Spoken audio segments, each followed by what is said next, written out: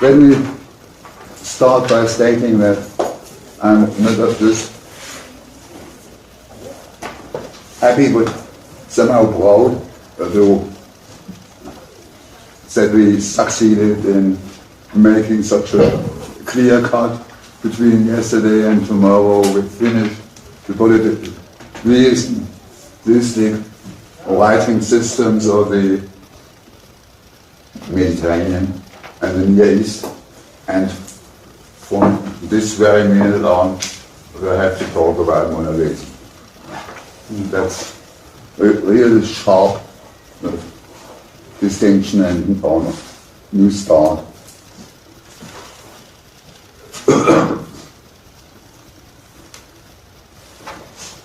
With monotheism, it's obviously meant Judaism, Christianism, and Islam. That is to say, three religions where there is one God having created the world, but there is no goddess, and no goddesses in the real. This is not all too true for archaeological reasons. As far as we know, in the temple in Jerusalem, up to about 600, there were not too beautiful figures of Askera, a female goddess next to Yahweh. But later on, this Askera had to disappear.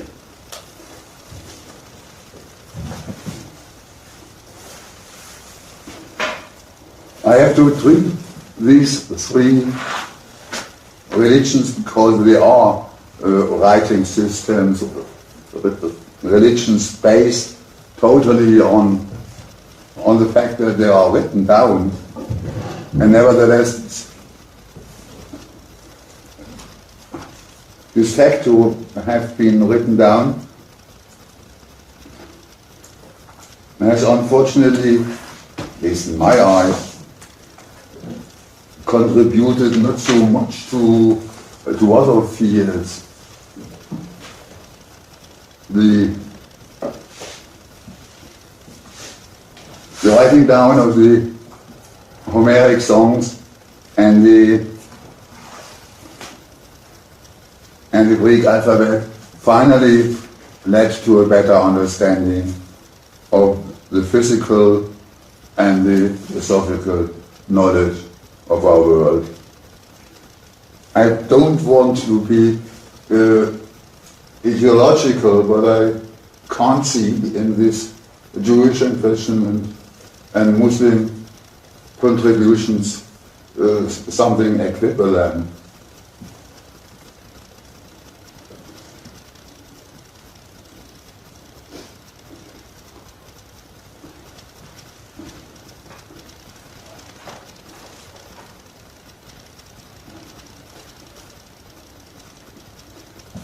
Understanding very important scientific transmission and translation functions of Arabian of Muslim scientists in Baghdad and in Toledo and Spain, which include also Jewish scientists and philosophers. But I just talked about the scripture system as such.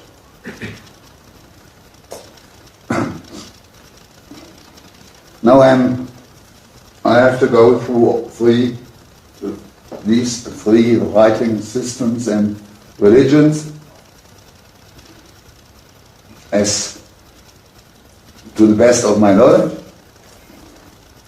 I remember that when I talked about Jesus last time before you here in Saas-Fee, it was the only half an hour where the whole classroom was in sheer rebellion. Everybody talked and fought and Let's see if it happens again.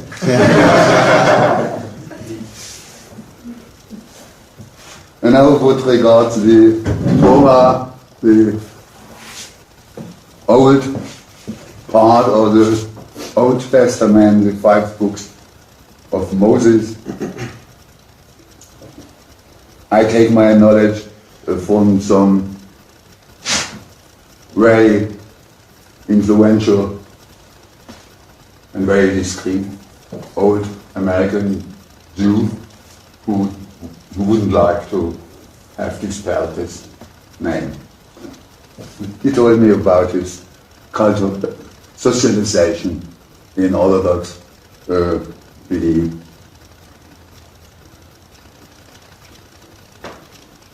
All starts with the Jewish mother, because she defines the Jewish identity of the children, as you know. And the mama tries to read her children the text, but she's never sure whether she has vocalized correctly or not. She's just improvising. And that's why the Bar Mitzvah is so important for the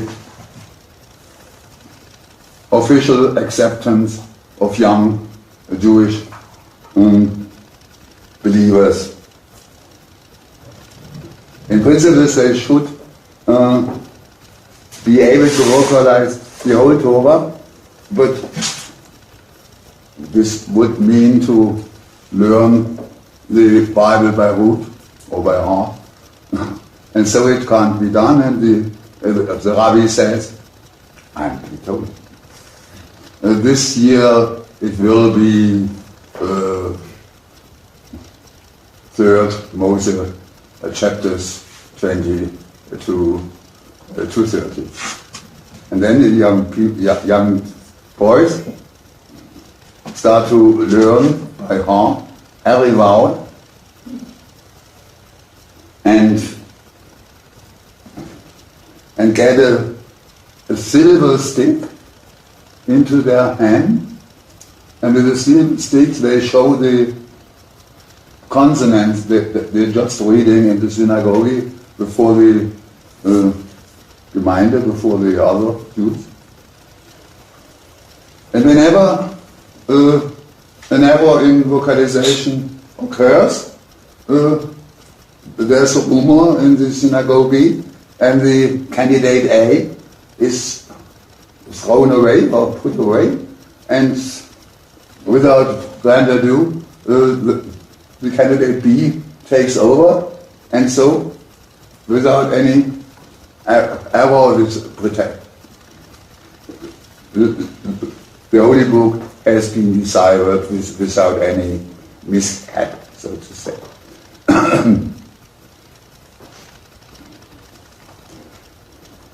And after many years or even decades,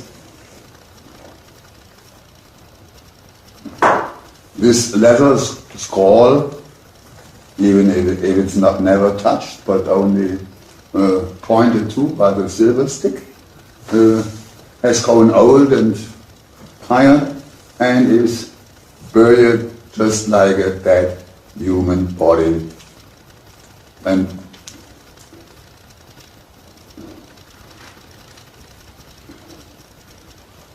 the other way is the famous, is obviously the liberal way of Jewish writing and believing. This has started in Hellenistic times in Alexandria. You all know probably the story of the Septuaginta, how 72 interpreters in one and the same night produced 72 identical translations of the Torah into the Greek Septuaginta text. One of these obvious myth stressing the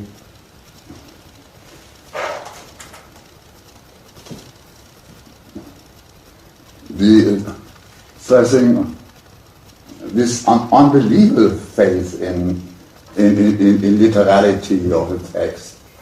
It wouldn't have, in my eyes, it wouldn't have meant a great thing if there had been slight differences between these 72 versions.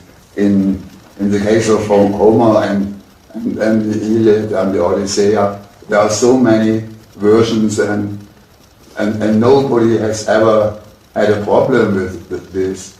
In Plato also we get Homeric hexameters, which are quite different from our canonical version.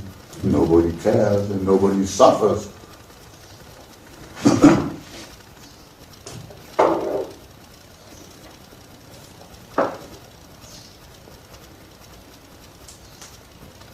The second thing, obviously, probably related to this liberal Jewish faith as developed under the Greek horizon of the Hellenistic world,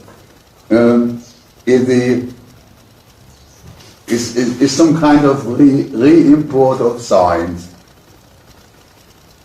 The Semitic alphabet had been exported to Greece. In Greece, the phonetic values had been enriched by numerical values for the same signs or letters, and now this numerical system is re-imported into the Jewish culture under only in Hellenistic times.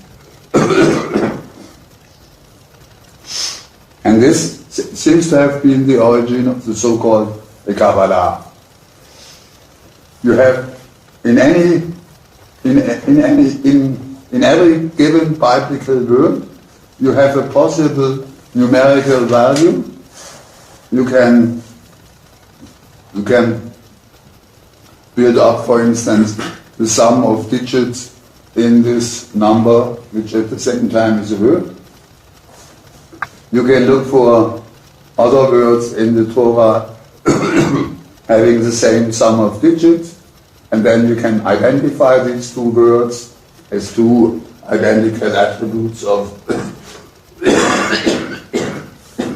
God.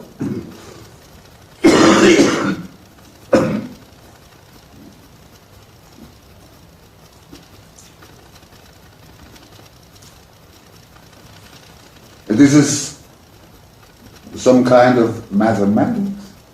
This is some kind of science, certainly, but it's no way.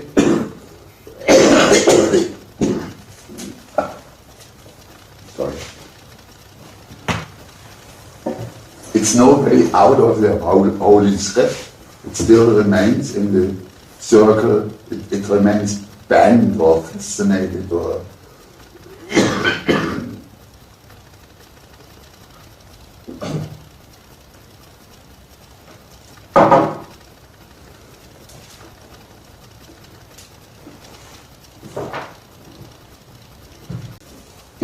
I'm not impartial, I know.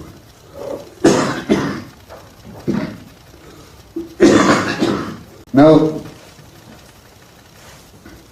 it's time to switch to Christianism and to Jesus of Nazareth, who, as you know, wrote just for once into the sand. And nobody has transmitted what he had written into the sand.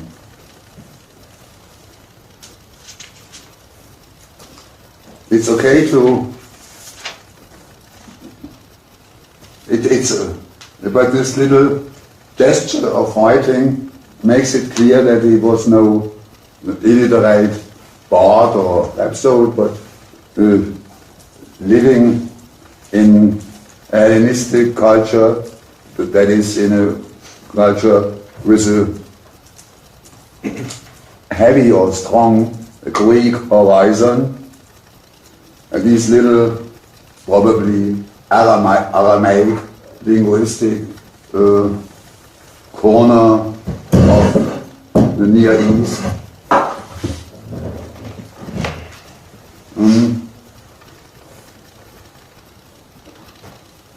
This was probably midway between the old Hebrew tradition on the one hand and the Greek future of this Near East on the other.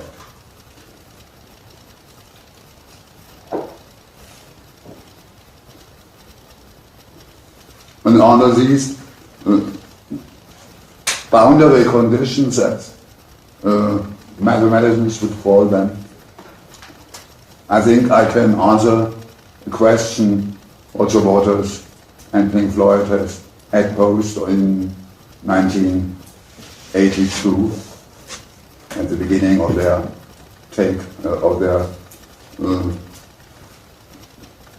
final cut. Tell me true, tell me why, Jesus crucified.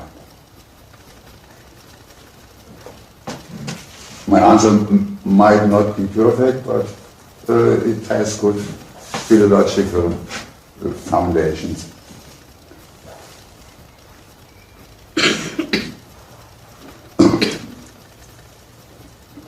We start with the cross. We forget about St. John and keep our interest to the so-called synoptic Gospels, Mark and Matthew and Luke, because they are more historically near to the facts as they can be hopefully reconstructed.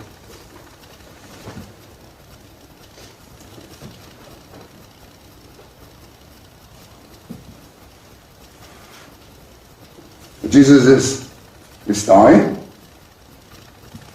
and cries.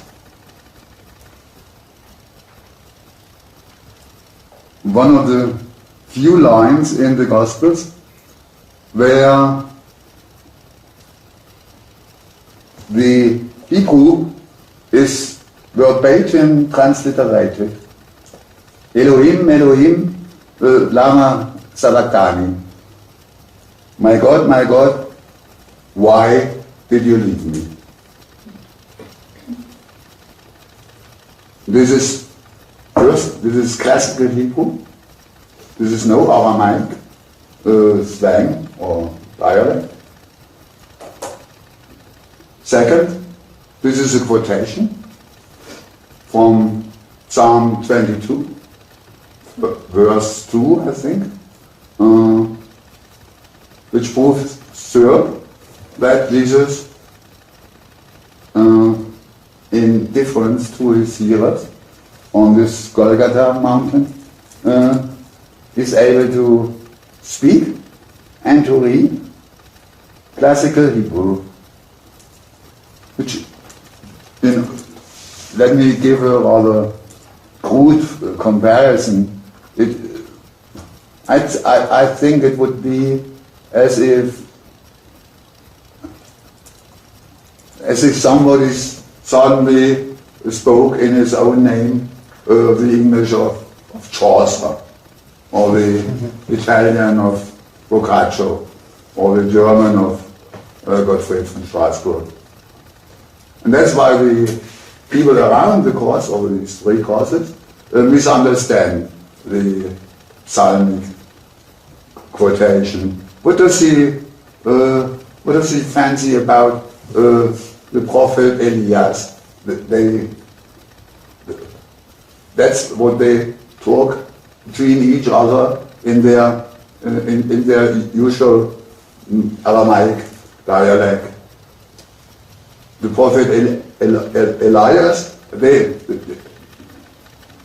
misunderstood Elohim with Elias, with the prophet, and suppose that Jesus wants to be saved by this famous chariot of Elias from the cross to the heaven. So the situation of the crucifixion can be summarized by saying it's a linguistic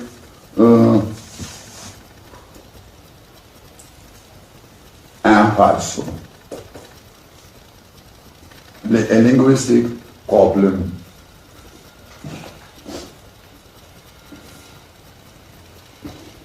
And to say just one thing more, and you've got a course on the Greek tragedy last week, I heard also. If you remember the end of Sophocles' last tragedy, Oedipus on Colonus, there he has suffered, he's blind and has suffered, and his sons have given him up, and Antigone stays faithfully to him.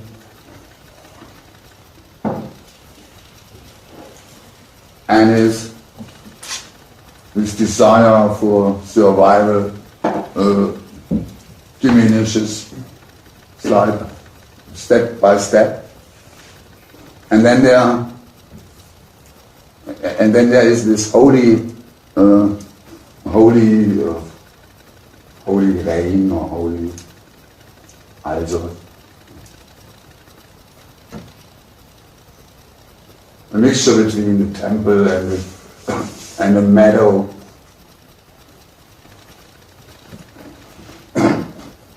And from this forbidden region of this Attic countryside, there comes a voice out of two mouses probably once again. The two great goddesses, Megalaithei, that is Demeter and Kore, address the old king of Thebes and say, why do you hesitate? Why do you hesitate? Come to us. And he goes, and suddenly he's not blind anymore. He needs no Antigone to lead him. But he goes into this forbidden region of the countryside to the goddesses and disappears because he has been accepted, or the goddesses have heard him, have listened to him, and my God, why did you leave me? It's just the contrary.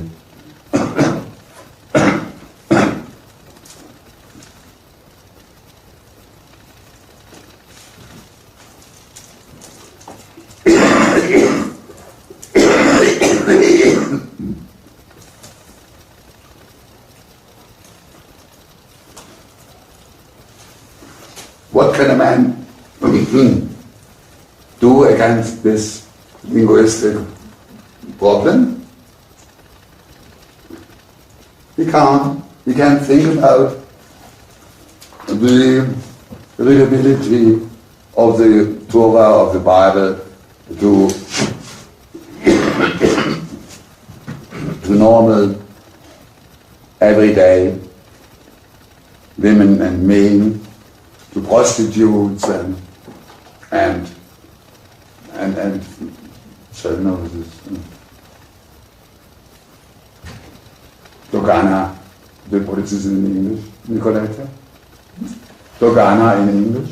Dogana, it's the board of the, what do you say? 1 second. The custom. Custom people, yeah. Yeah, you have to pass the customs when you are in the board. I just mean all these acquaintances Jesus has made in Galilee prostitutes and tax collectors. Tax collectors and little under officers. And, yeah.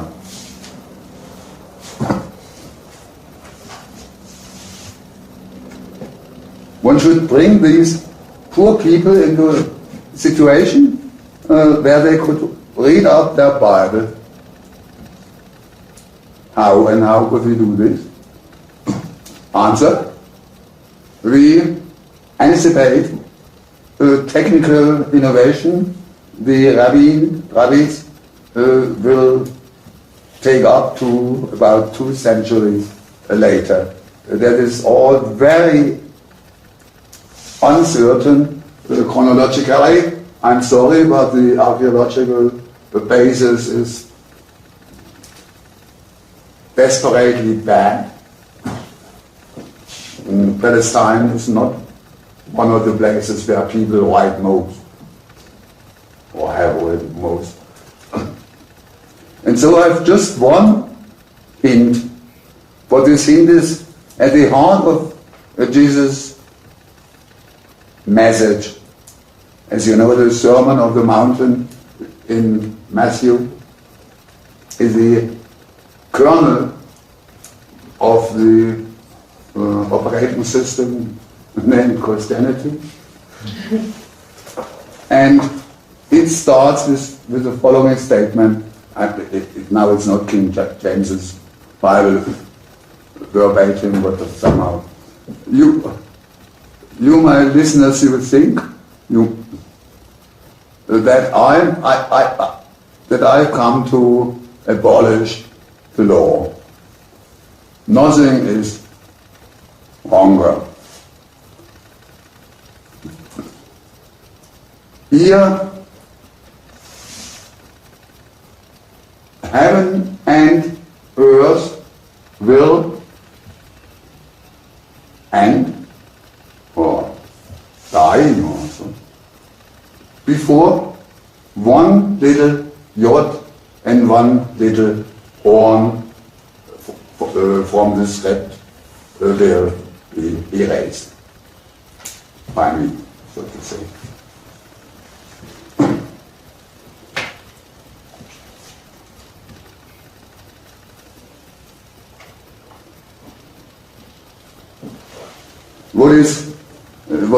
What is it with this yacht?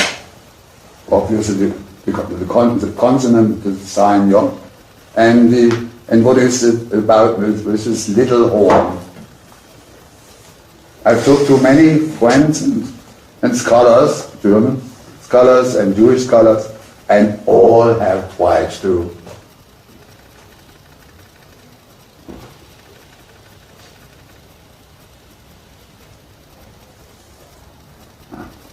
I felt like Hercule Poirot or Sherlock Holmes. I didn't talk to murderers or to criminals, but to false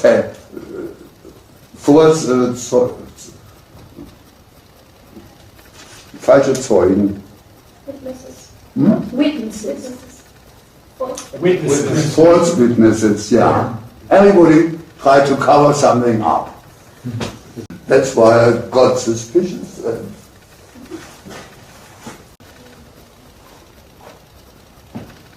Matthew 5, verse 18, I just quoted, obviously deals with two anomalies inside the Jewish Semitic alphabet. 21 consonantal letters are equally or normally big, great, and the yod is grammatically smaller. And the karaya, the little horn, is still smaller than the yod. And now you have to imagine the standardization of the Hebrew alphabet in classical Hellenistic times. where the rabbis succeeded to construct a square for every sign except the yod. You should look it up in some lexicon or under Google. And the yod can't be caught in this pattern. And so it's just like a European apostrophe. No chance to bring it to the form of a square.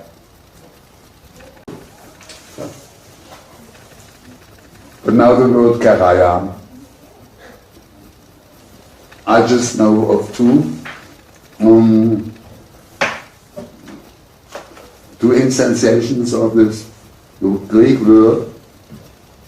The one you have here in Matthew, and the others in Plutarchus, where it is question of Greek diacritical signs. And so my lecture of karaya is vocalic diacritic mesoretic sign. The yod is still something like a line, but in later rabbinic writing, little dots, 3 or 4 or 2, in defined positions inside or outside the square, give the vocalic value of this consonantal sign.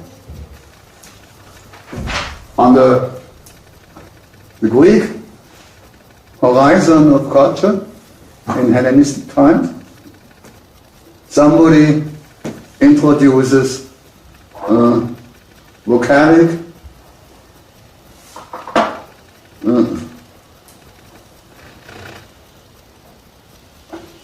auxiliary signs into the Bible, which is very helpful for tax people and prostitutes, and very unhealthy to those who make their living out of writing and reading the Torah. Vollgrammatized, those who are able to handle the letters. These are the guys who proposed to kill Jesus, because for their reading and writing capacity they get 1/10 of every product of the country, and Jesus is strictly against this 1/10. Either people are able to read the Bible themselves, or they pay other people to do the reading for them.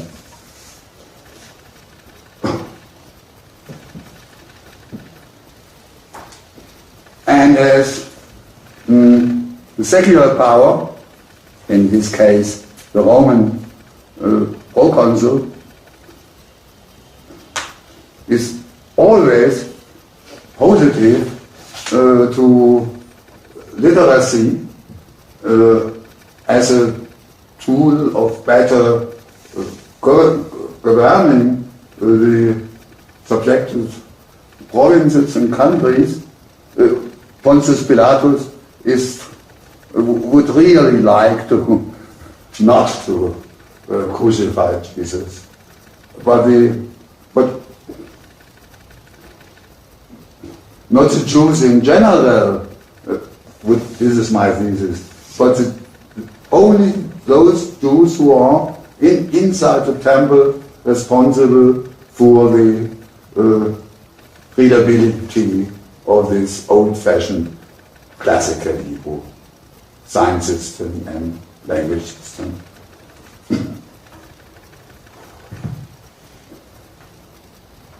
So and we have no rebellion against me, no total. So Jesus was the first Martin Luther. Yeah. Yeah, John Wycliffe or Janus or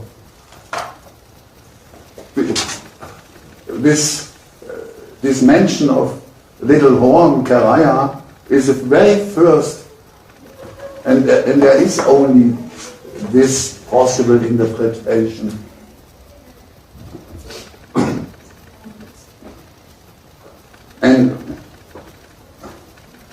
And it's a classical case. At first they kill him, and 3 or 4 generations later, the rabbis take over this principle of vocalization of the text. And this has occurred, and this is certain, and this is no speculation of mine. 3rd or 4th century of our era, the rabbis had Torah scrolls among them for professional use, where these little dots were written down. But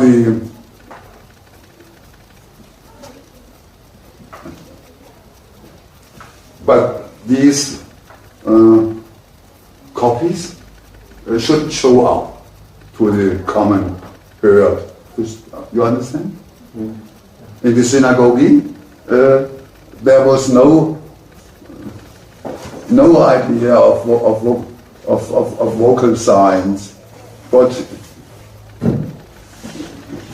imagine the situation that in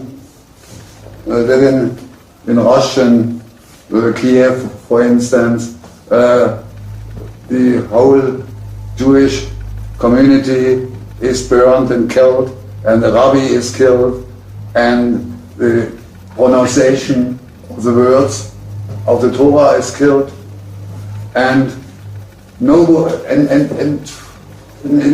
way the tradition itself has come to an end if the rabbis didn't have this little secret system of vocalic internal communication. They could barely survive this kind of pogrom.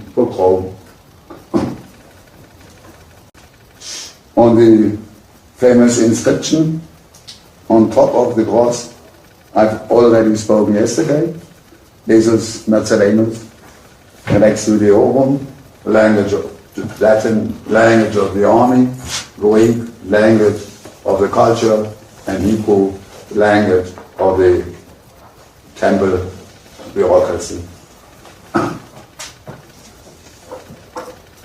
The only remaining question, how to stabilize this introduction of vowels into the Hebrew writing and into the Hebrew writing system.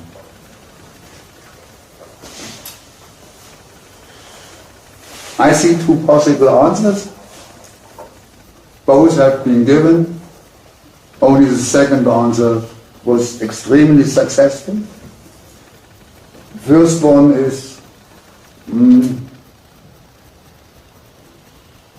has occurred once again last Sunday, my birthday, by the way. I'm in Pentecost. St. Peter and his friends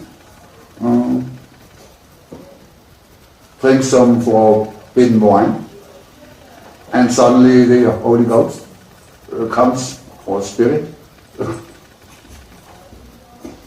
comes into them, and they talk in tongues, glossa, and everybody understands everybody. Jews, Arabs, people from the island of Crete, people from Mesopotamia, from Egypt. You can look it up in the Acts of the Apostles, or in the Acts.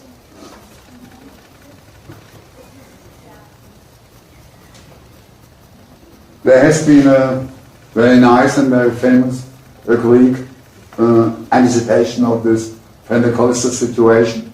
I'll skip to the details.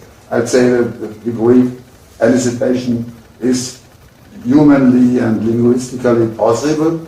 You can Americans of Texas and Tennessee and Alabama can understand each other. Okay. And in the same way, a very old and wonderful Greek hymn speaks about the young singing girls of Eos. But Arab, Assyrian, Greek, Egyptian, Hebrew, this simply doesn't do.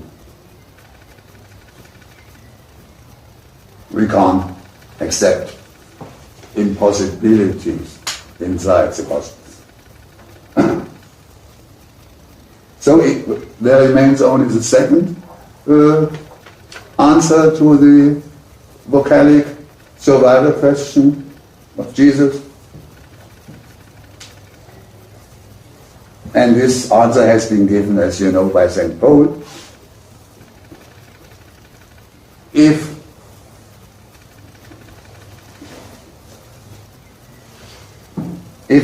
it imports to have vowels, why then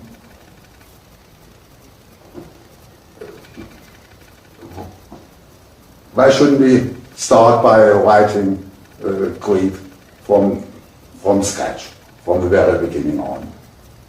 And St. Paul is the first Christian to write, and he wrote in Greek, in a little bit poor Greek, but nevertheless it's Greek. And the Gospels were 50 years later, and Greek too. And between Paul and the Gospels, there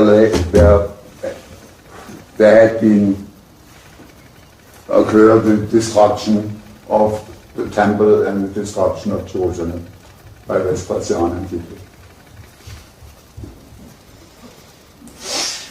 So then,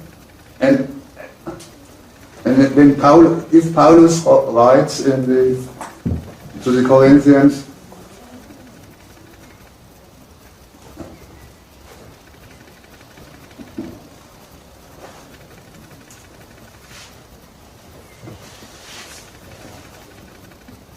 to Gamma Mestre, the latter kills, and the Pneuma, the ghost, the breath, makes life or makes living. It's difficult to translate. I just would propose the translation: letter is tantamount to consonant, and pneuma is tantamount to vowel. And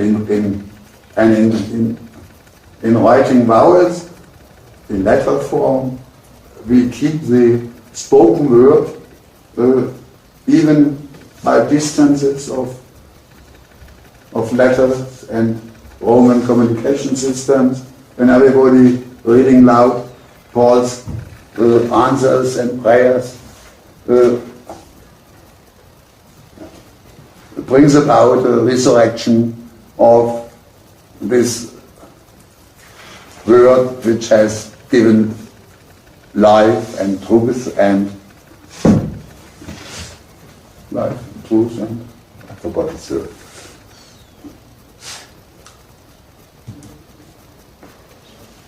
And so it is Paul and nobody else who invents or reinvents following Friedrich the anastasis, resurrection of the flesh, as a resurrection of the Greek vowel system inside the broken up Hebrew consonantism. I think this is very cool, without great dogmatic, problematic problems. I think we can live with it. But if you look for in the New Testament science, which is as big as this room, or as all these rooms together, taken as a library, you won't find much about this very cool and practical issue of the things. Dear listeners, now it's first hour has been achieved. Let's take 10 to 12 minutes pause and next pause about 12 and so we'll go through this morning.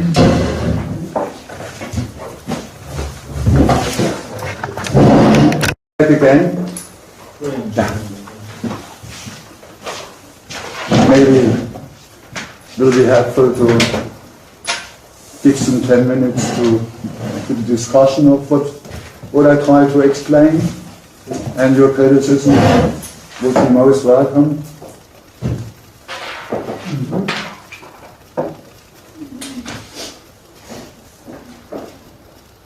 Maybe Thomas can start. Yes. What you said before. It's really interesting. I'm loving it. It seems bizarre, but fascinating. And I mentioned to you over the break, it sounds like your argument is that Jesus was a vowel. And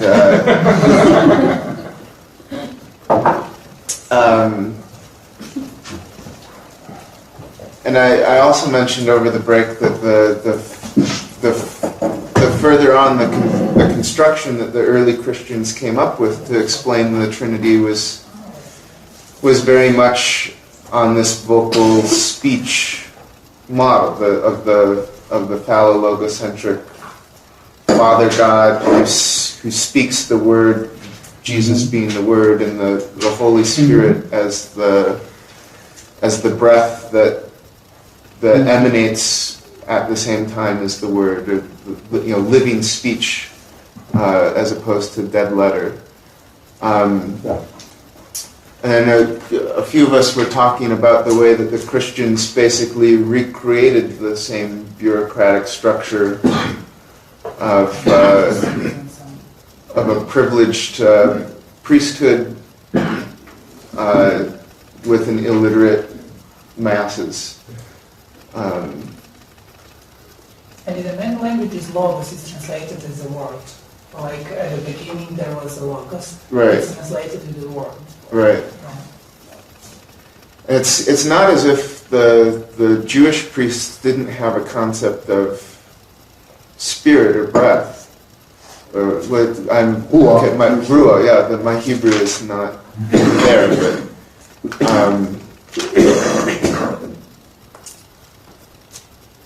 There's a wonderful chapter in Ezekiel, or how would you call it, this prophet in English?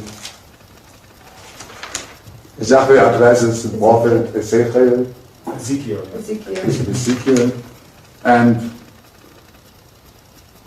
demands of him to resurrect the dead bones on a graveyard, and the prophet answers, impossible. How could I, how should I, how would I? And we know this crazy kind of God doesn't stop to command, and suddenly God's Ruach floats down from heaven as a sound or as a big noise, nobody knows. And all these bones acquire flesh and jump around, and the prophet has an hallucination of this resurrection, anastasis. But and it's chapter 37, I think, in Ezekiel, the chapter ends, and no reader learns whether or not these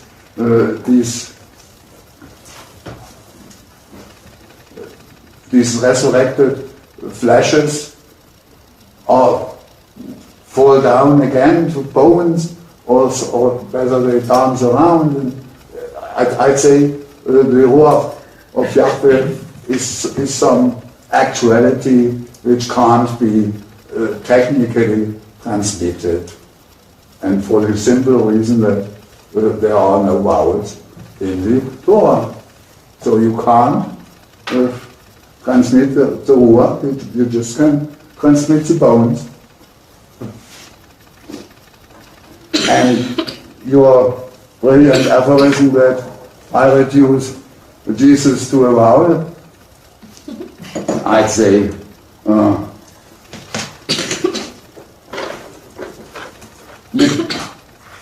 you don't. I'd like you to take this little diagram as serious as possible. You have 21 classical Hebrew consonants, all filling a certain geometrical space. You have one exceptional iota, which is about 1/8 or 1/10 in dimension. And third, you have these little dots, almost invisible dots, which somebody must have invented in order to signify vocalic values: A, E, I, O, U. Somebody must have done it. Nobody knows who it was. Jesus is the first man ever mentioning something like these diacritic vocalic signs. Martin Luther has he said that my Jesus interpretation was very German because I equalized Jesus to Luther, but Luther has in no way introduced new signifiers. But these little signifiers of the third degree are something which must have been invented, and why not think of Jesus as the inventor of vowels instead of being himself a vowel?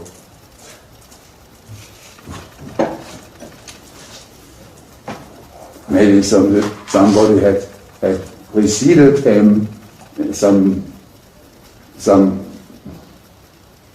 heretic Jew in the Essenic sects or so, or some Philhellenic Jew who were in masses at the time. I could tell you stories about circumcision, for instance, and the impossibility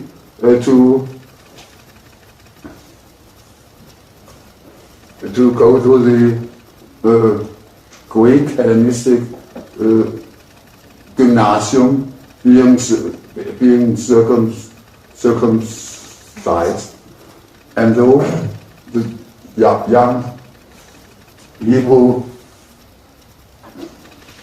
boys engaged physicians to remake this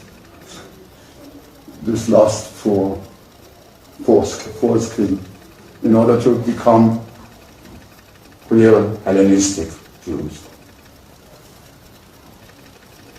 This tendency is, for good or bad reasons, not represented in our biblical history, but it's true nevertheless. Okay. And your argument, sorry, I couldn't get acoustically. Oh, I just said when he was saying about Jesus and the law, I said that on the main language, logos is translated with a word. Yeah. Like at the beginning there was a word. Mm-hmm. But what is this? Is St. John? Yeah. Whom I excluded somehow from my interpretation.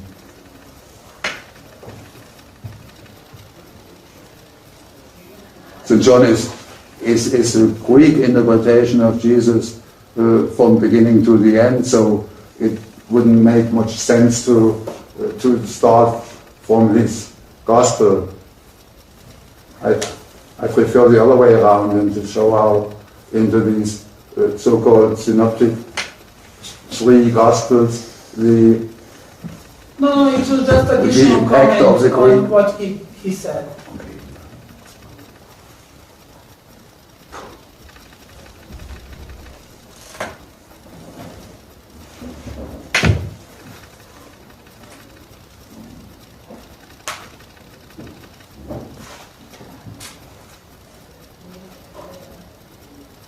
And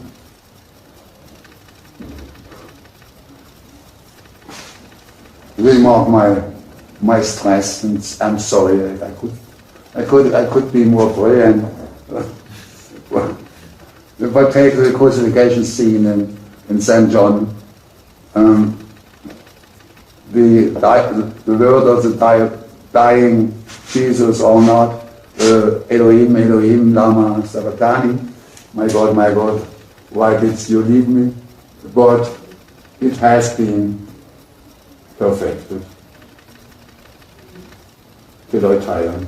This is the formula with which the mysteries at the Lepsis near Athens used to end.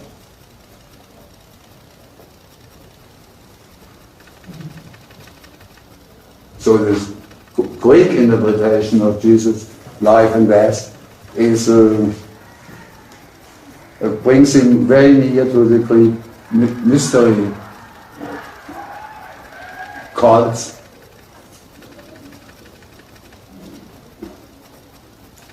And throw away the relation to the Old Testament. It makes a difference whether you die with some psalm quotation on your lips, or with some quotation from the Greek rituals.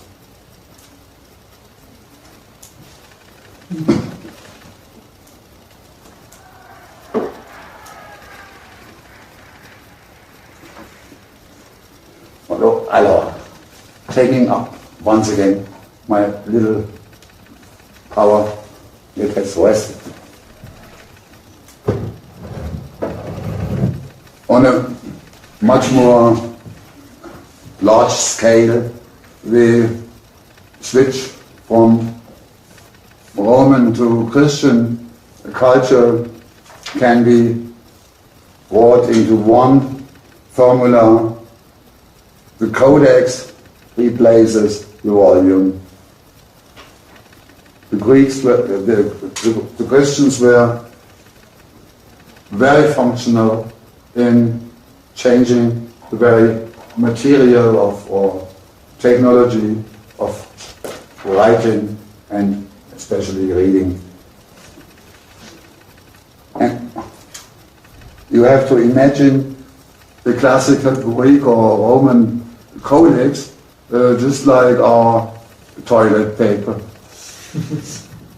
That is to say, it's difficult to address lines which are not just in the center of your view, of your actual view. It takes you time to roll to the left or to the right. And the whole advantage of the codex is that you can leaf through. In normal cases, the codex production has been much more expensive. It's not just papyrus, it's parchment, that is the skin of dead carcass or sheep, and chemically prepared. But then you can make up the bottle, make up a book as we know it.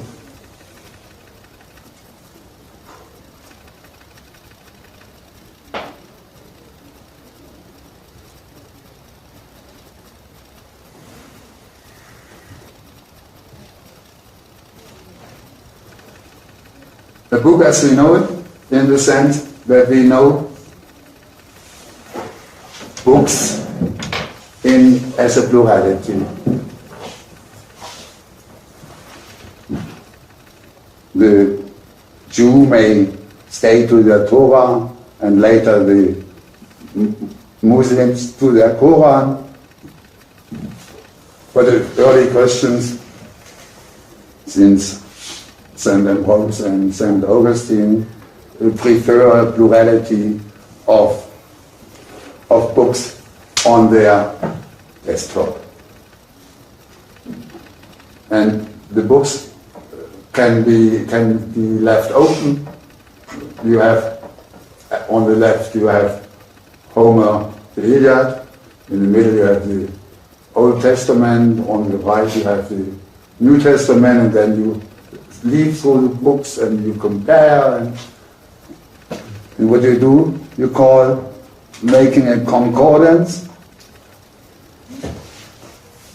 between pagan tradition, Jewish tradition, and gospel tradition. Naturally, in order to prove that the gospel Christian tradition is the best one and truest one and so on. But the strategical point is to insert the Christian fallacy or religion into this highly elaborated classical Greek and Roman culture.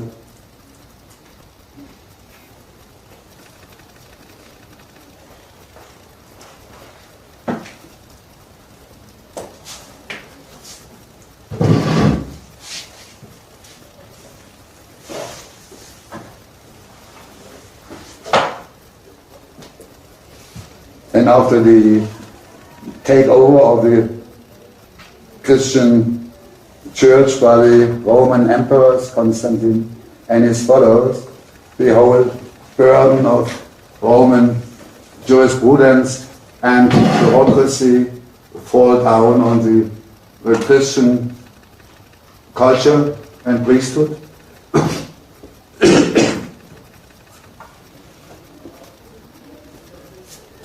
And writing and reading of books and concordances becomes a way of risking one's own life. One mistaken phrase on the Trinity, and you can burn on a bonfire.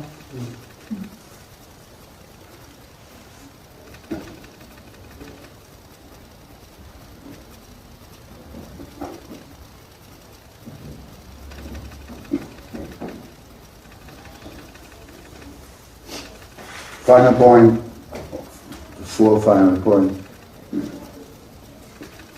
The command to mission the gospel among all peoples has produced the Cyrillic alphabets of Eastern Europe, of Bulgaria, Russia, Serbia, and the big divide between Latin Europe, European Community Europe, so to say, and the Orthodox rest of Europe, and all the tensions which are there for 2,000 years now. It's incredible how longue durée, how long-standing these writing technologies are efficient in their structure and dividing power.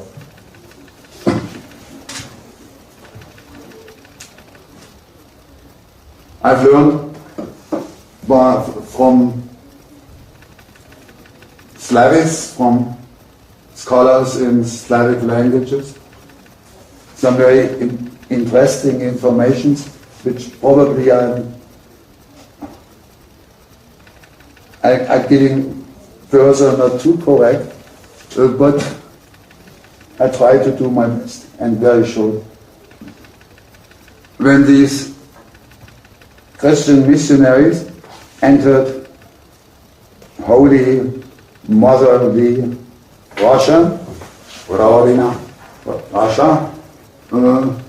they met nymphs and elves and nixes and gods and goddesses and princes and princesses and frogs and all these changements, these metamorphoses from frogs to princes.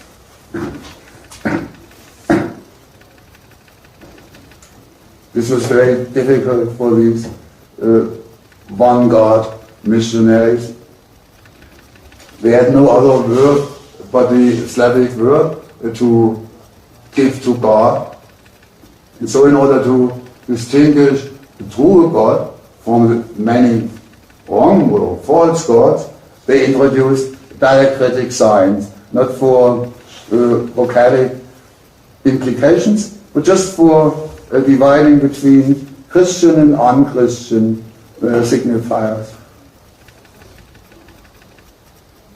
This has given a very complicated orthography to the Russian script. St.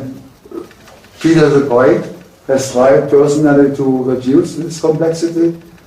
Vladimir Ilyich Lenin has done what he could to simplify.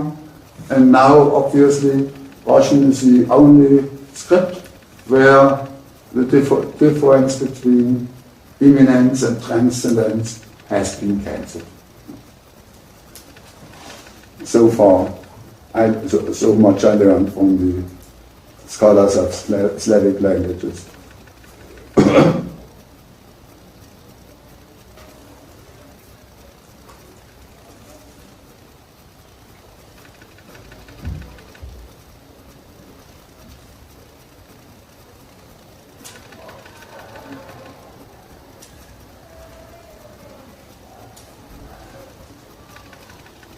Except that you should see an ongoing process of copying classical Greek and Latin manuscripts by Christian monks and monasteries.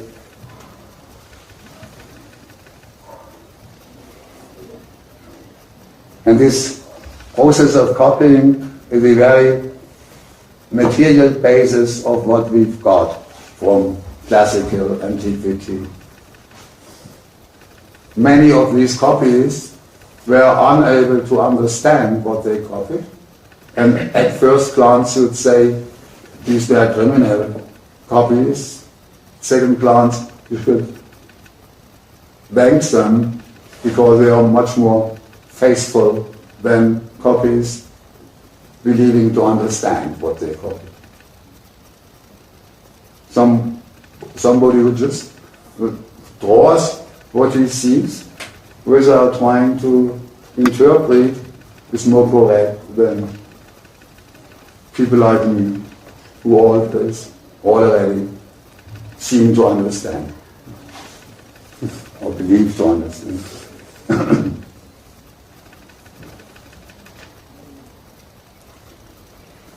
What's this mechanical office of copying, the only manual activity allowed to Benedictine monks, had a drawback,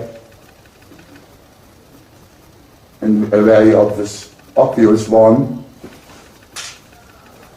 The abbé or prior could decide, no, this poem we shouldn't copy, just leave it out. Have books where place has been reserved to poets, for instance by Sappho, but the place has not been filled up by the poet. And this can't be the copy's fault, but some superior's fault who decided, oh, let's skip it.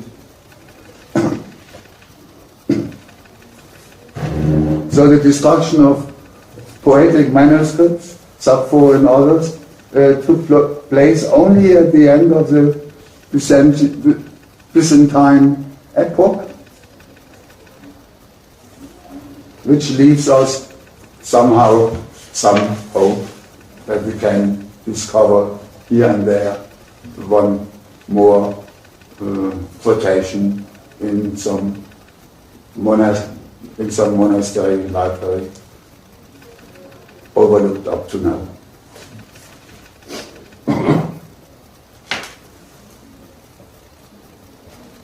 So the end of Greek writing is no biological dying or fading.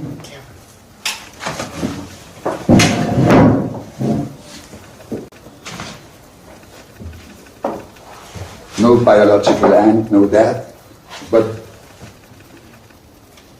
the practical stop of an activity.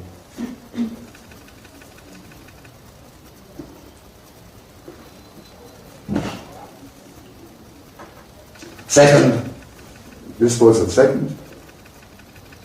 One God, and now the third, single, unique God. The origin of the Quran, about 630 in Mecca and Medina. Among also rich nomads, rich because they control the pepper and mill routes between India, Indonesia and the Mediterranean culture.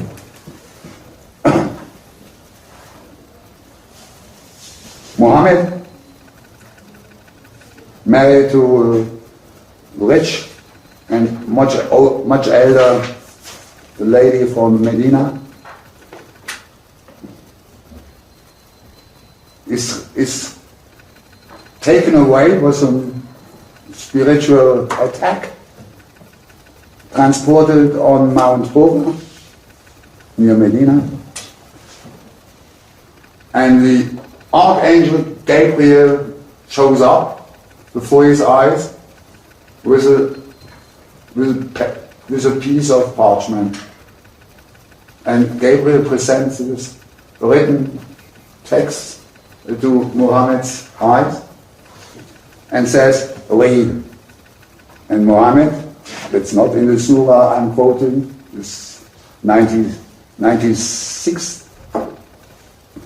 Muhammad modestly answers, I can't read and write.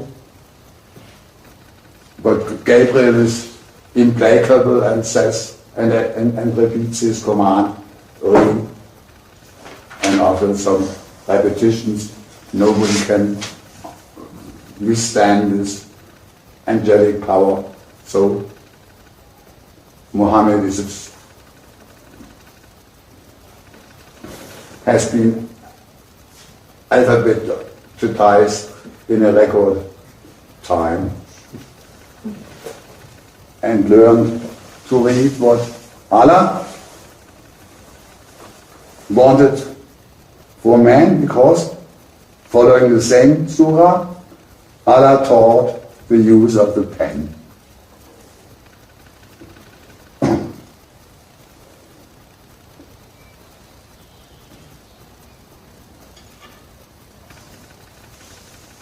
This is obviously a competition, a competitive religion, given the functioning of the Jewish, the scriptural, textual religion, given the functioning of the Christian, textual religion in the same geographical region. Is a third one of writing, of written religion, tries to be introduced and respects only these two other older religions which have been written down. All other religions can be followed or destroyed or handled as superstitions. And for my friends in Arabian studies, I learned that the classical Islam was not at all interested in missionary activity. The Christian subjects should remain Christians and the Jewish should remain Jewish because they had to pay more taxes. This was more lucrative for the Caliph or Sultan than to make proselytes and Muslim subjects. What I can't explain, and what almost nobody has been able to explain, is the incredible speed and power with which the Islamic nomadic military force deployment came over the classical Mediterranean world from the Punjab up to Spain and Algeria and Morocco. Only 15 years after the revelation of the Archangel Gabriel in 641, the Caliph Omar in his tent received the general army who had just conquered the city of Alexandria and the library of Alexandria. And Omar asked, and General Omar asked to Nietzsche's joy, what should I do with the library, with all these thousands of books? And Omar, so they say, had this simple answer: oh, in case these books contradict the Quran, they are mistaken and should be burned. And in this case, if these books all confirm the Quran, they are redundant, superfluous, and should be burned. And in this legend, so it happened. In more historical proofs, the biggest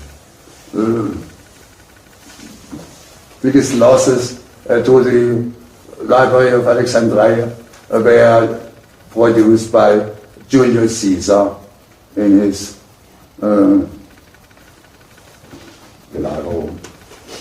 occupational city. So Nietzsche liked this story, but we should stay more materialistic and hold track of the fact that with the occupation of Alexandria and the delta of the Nile, the whole supply of papyrus for the West European empires and kingdoms was destroyed, was cut up.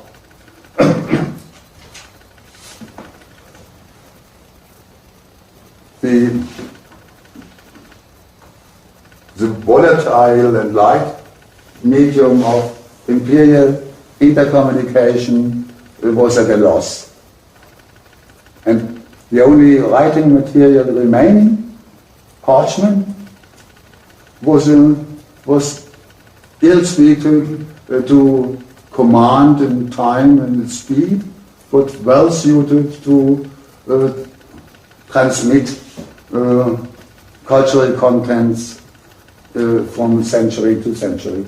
So Harold Innis, in the 50s of the last century, has explained the successful installation of a monasteric culture in the early European Middle Ages. And coming back to the Arabic side of things, what struck me very much as interesting and important is the information I got that the classical Arab as a writing system was not propagated as primary medium, but as second language for worldwide understanding, as French in the European 18th century or English right now. So the different mother tongues between the Punjab and Spain had classical Arab as their intercommunication tools whenever they met.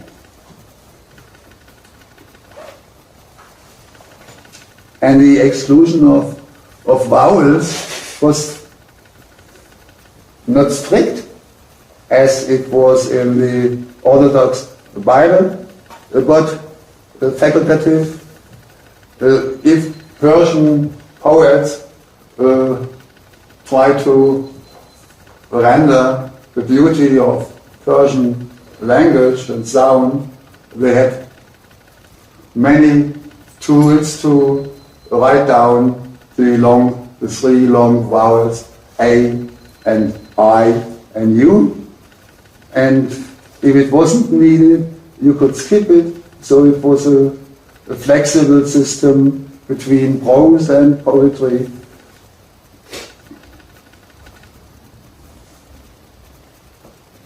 Which I should study still more. And in this play between writing and making words, something analogous happened as had happened in classical Rome. Among other writing demons, the Arab people or scholars invented was a demon called Kalaman, and Kalaman is obviously K-L-M, K-L-M. Kellerman.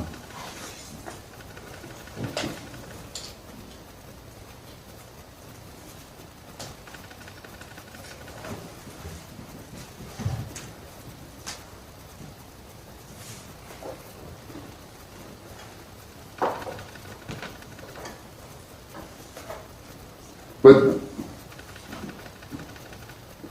by far the most important dimension I have to address before the second pause, break, is this intercultural impact of the Islamic culture, especially after it had turned from Mecca and Medina to Damascus and Baghdad.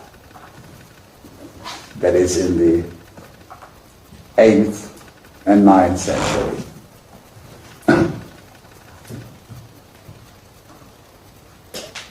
Especially Baghdad became a world-leading place of translation between cultures and languages and scripts. The Greek writing, the Greek script as we know it, has been developed by Arabs in this time. The great minuscule system with accents and little dots. The distinction between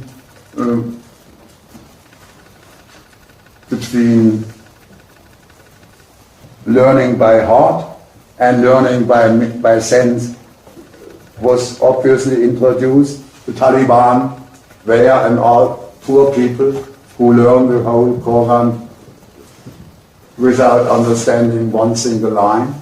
And in the madrasas, you learn to translate into classical Arab or out of classical Arab.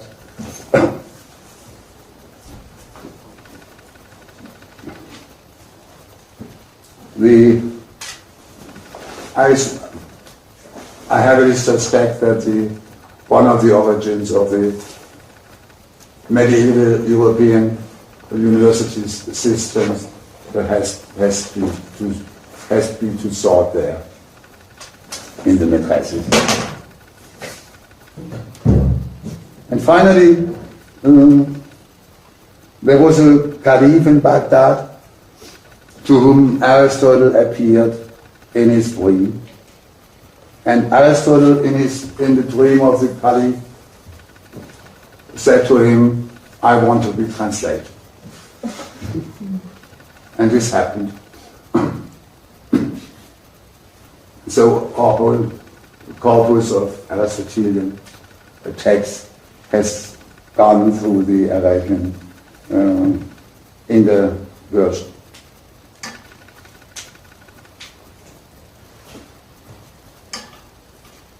But the exchange worked in both directions, not just from west to east, from Aristotle to Baghdad, but also from the Punjab and from China to Baghdad.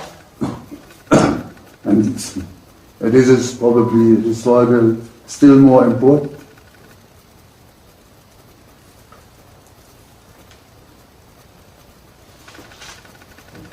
A certain al-Khwārizmī, Tanya, could you?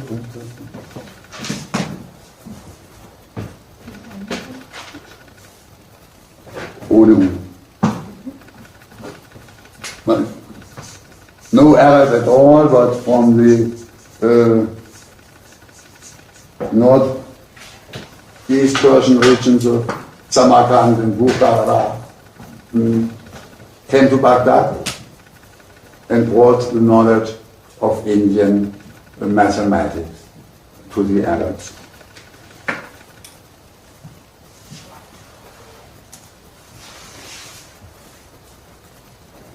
The name al-Khwārizmī, proper name, the man from Quadra, has gone through many falsifications and Latinizations and finally showed up as algorithmus, probably next to algorithm, to algorithm, algorithm.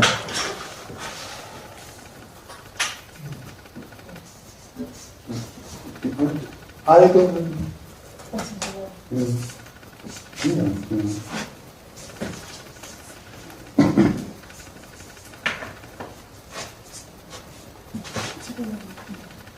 Yeah. An algorithm, hopefully you learned something about this marvelous invention, going back to the name of al-Khwārizmī. It's some kind of mathematical rule of thumb. It's no equation, no theorem, no hypothesis. It's just a rule how we can do things in mathematics. At least this is a sense given to the word algorithm by Leibniz in 1684.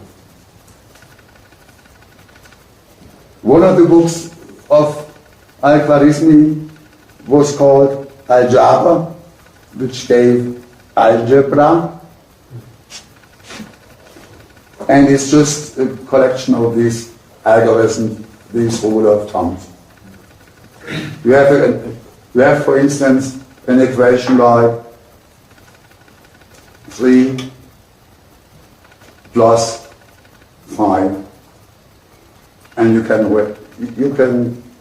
write 3 plus 5 equals 8, or you can bring the 3 from the left side of the equation to the right side, and then you get 5 equals 8 minus 3. My make it so ill that I don't like to write here. Tanja, maybe you make it.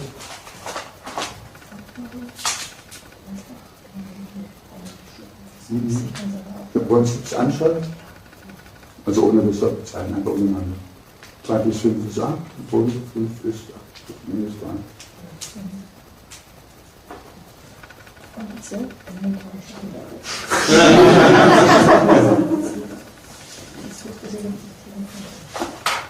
Kommen Sie mit Wasser aufnehmen? Das kann ich nicht.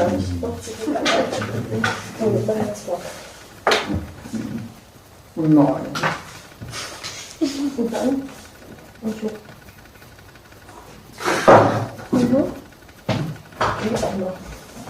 Anschreiben.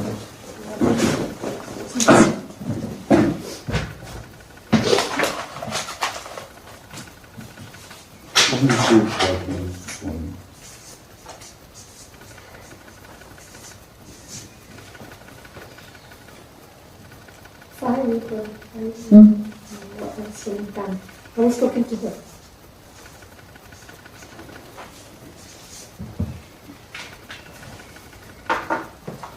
That was this whole experiment in the break, during the break, my course on the,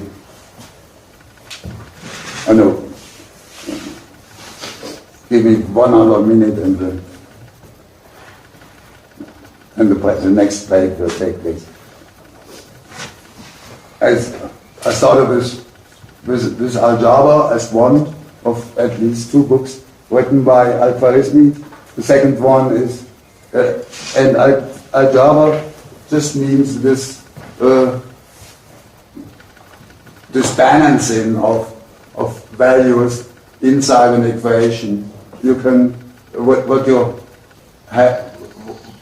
what formerly has been left can be turned to the right, given the change of the sign, and the other way around. And this is as we still make it in mathematics. And the second thing was really the import of the Indian number system with including the 0. 0, 1 up to 9. This was a dramatic innovation. The Indian mathematical reasons are rather unclear. The only documented inscription are annual data, where the tens or the, let's say, numbers like 507 or so, where the old text, it's a placeholder for the fact that there's no tens. If you would write it down in the same way as Greek little students wrote down their mathematical triads, the difference is rather minimal. In the Greek addition system, the carry takes place between 10 and 11. 10 has no carry and 11 has carry. And in the Indian system, the carry takes place between 9 and 10. 9 is a sum, has no carry, and 10 is a sum, is the carry itself.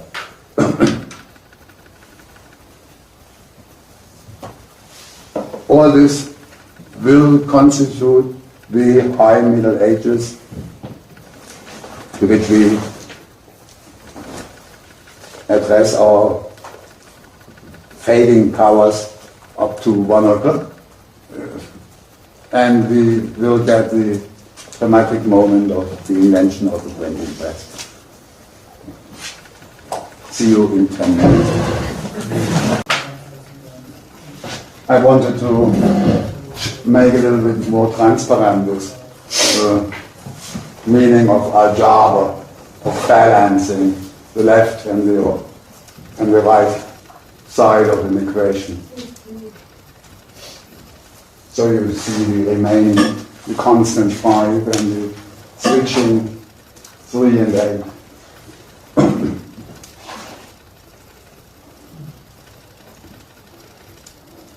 And in doing so, in balancing, you balance, in fact, based on the value of 0. The difference between the right and the left side of all equations given must be 0. So 0 is a secret of all balancing of equations since al-Khwārizmī. And that is why, in introducing you to the script systems of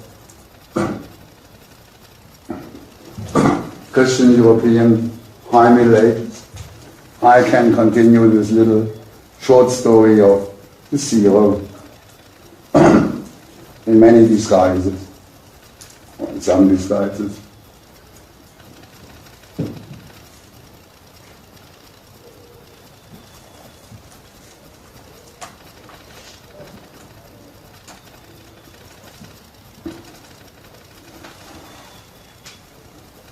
As this short story of 0 or break or nothingness or absence is not so speculative as in the case of Jacques. It's quite simple, sometimes has good military test and reasons.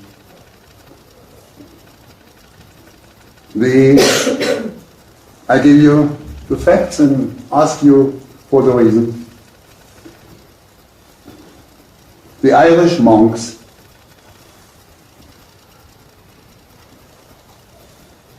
since 5 or 6 decades of research are famous for the invention of the spatio, of the space, of the spatium between words.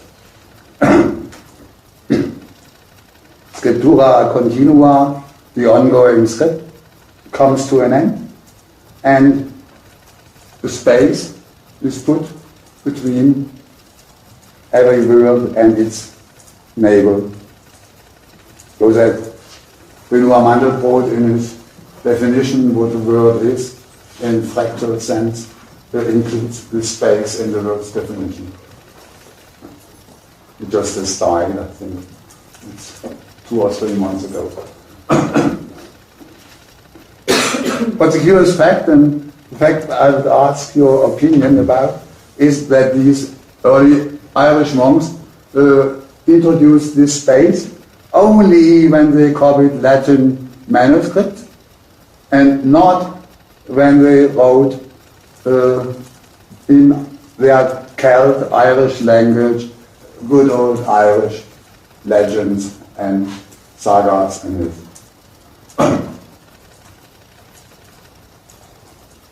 Any explanation possible? The space for, obviously, the space for them was a means of facilitating their understanding of a difficult foreign language named Latin. Why was it so difficult then? Especially in Ireland, not in England, or not in France or southern Germany. You know, you should start be silent. Please. For the military, maybe. For the military? For the... It has military reasons, yes. But it's just the other way around, so to say. This was used for a cipher? Or? No. Not yet. Brilliant idea, cipher.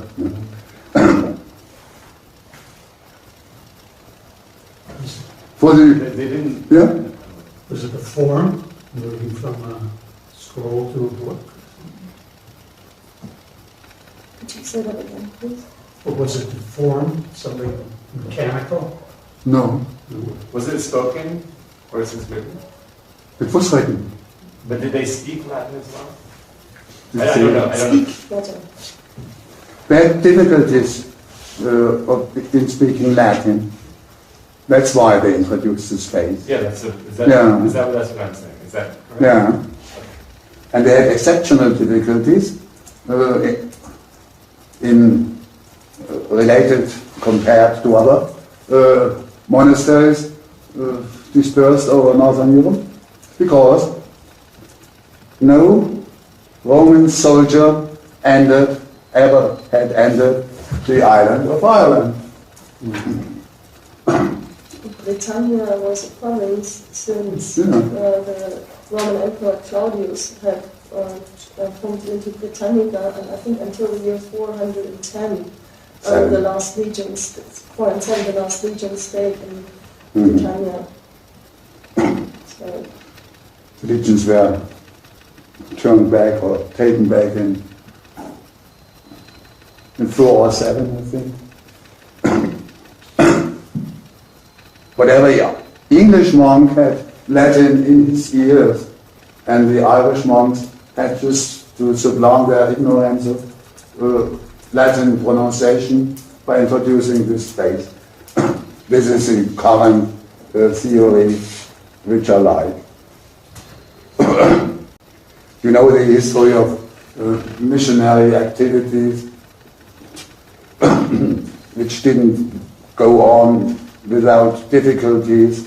The first German monk trying to make up German verses explains in his Latin preface how difficult it was to take down, to transcribe the incredibly unclear vowels and palatals into the classical Latin alphabet. And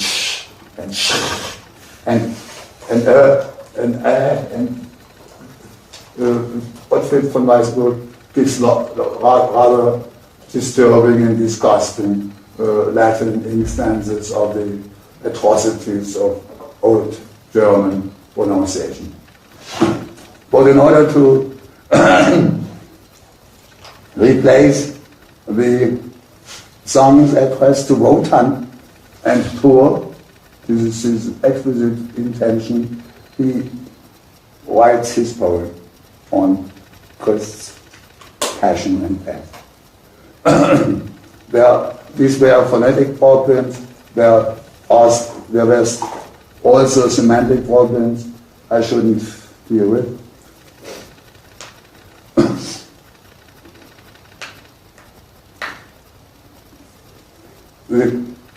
Europe's big divide, I mentioned already, between Latin and Greek.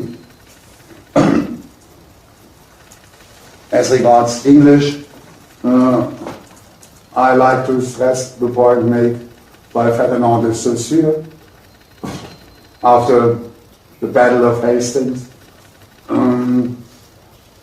The animals, the bigger animals in English, all had two names.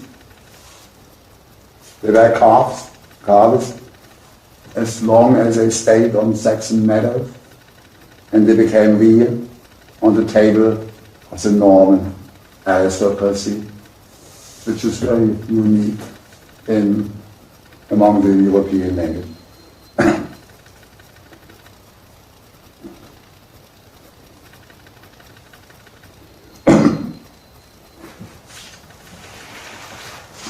But my job is to tell you the short story of the zero and the absence, and not the joys of the wheel on tables. After many centuries of neglect, the monks felt some necessity to note, to fix their monophonic song lines, the so-called Gregorian cantus or chants. Gregorian chants. Chants? Yeah. Chants, okay. The so-called Neumer were hints, little signs, meaning the next syllable should be rendered on the same pitch, on a pitch somehow higher, or thirdly on a pitch somehow slower. So the Neumann in German, Numata or probably named, were relative notations, and as every relativism prone to error. One monk misunderstood these steps as too high or too low or too... And so it was a cacophony which which was tried to control, and as ever, the easiest way to control is pain, and so every musical error resulted in some rank. This painful musical culturalization came to an end when a monk named Guido of Arezzo in Middle Italy, would probably stemming from France, decided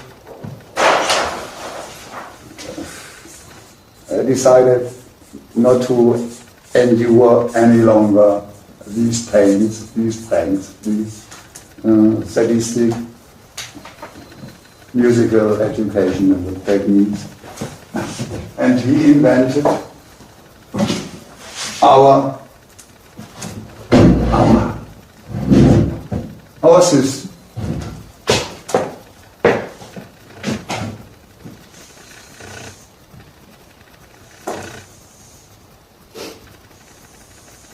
in Guido's time and case, just 4 lines. Nowadays, these are 5, as everybody of you know. And some key, changing key. And most important of all, every note is written either on a line or between 2 lines, in the space between 2 lines. Guido makes it absolutely clear. This is the organizing principle of his new musical notation system.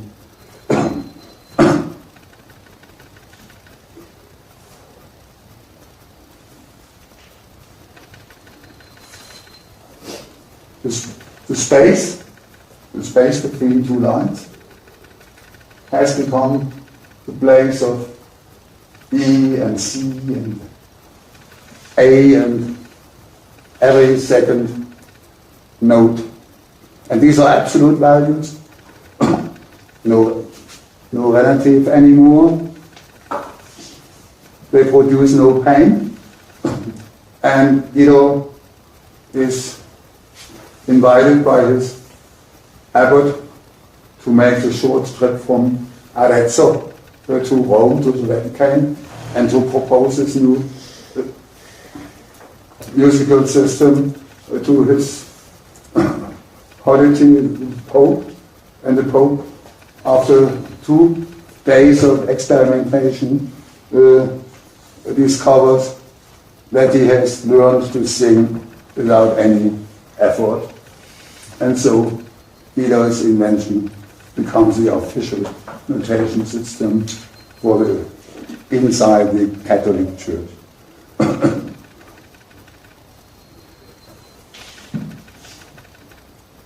All this remains in the monophonic realm of the Greek music, with some enlargement.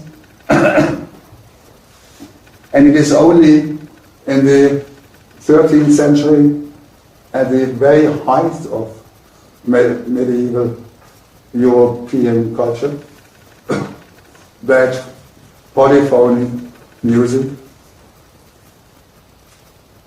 is introduced, especially in France, especially in Paris, and before all, after the completion of the Cathedral of Notre Dame, Paris. And Paris is at the same time the place of polyphonic music and of the most advanced university system in Western Europe of the time. And so one of the friends and colleagues of St. Thomas of Aquin changes together with him from Cologne in Germany to Paris and produces, writes, the only medieval treatise that I have read, which is without any classical authoritative